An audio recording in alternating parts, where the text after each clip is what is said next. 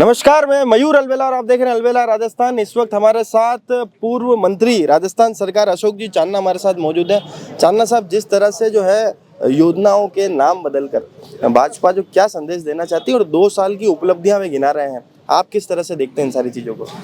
देखिए, यही हम लोग जन जागरण अभियान चलाना चाह रहे हैं कि योजना का नाम नहीं बदला है, नरेगा को बंद कर दिया है जी।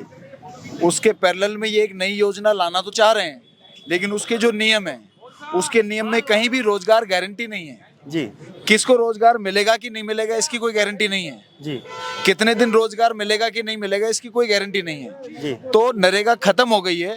ये जन जागरण अभियान हम पूरे राजस्थान में चलाने के लिए आज उदयपुर जिले की हम लोग मीटिंग लेंगे और जन जन तक ये बात पहुंचे कि जिन लोगों ने अच्छे दिनों का वादा किया, जिन लोगों ने काला धन लाने का वादा किया, आप लोगों के पास है वो भी छीन कर अदानी अंबानी को दे देंगे।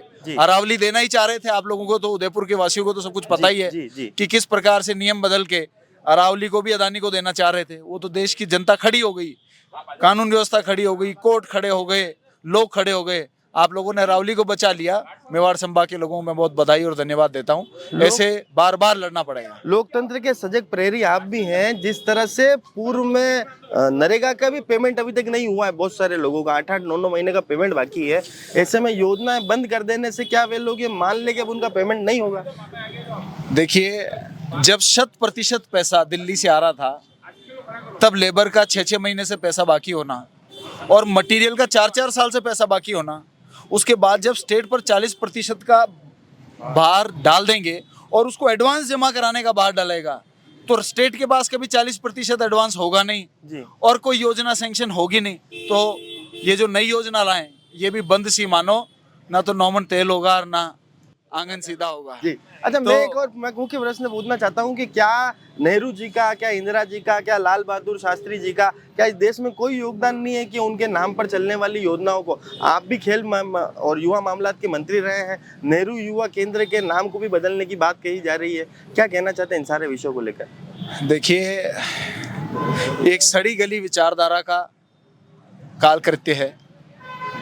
ये नई चीजें लाना नहीं चाहते, नई योजनाएं नहीं बनाना चाहते हैं, लोगों को सरकार की योजनाओं से फायदा नहीं देना चाहते। पुरानी योजनाओं को या तो खत्म करेंगे या उनका नाम बदलेंगे। पूर्व में भी आपने देखा, राजीव गांधी भवन जो हर पंचायत में बने थे, उनका नाम अटल सेवा केंद्र कर दिया जी।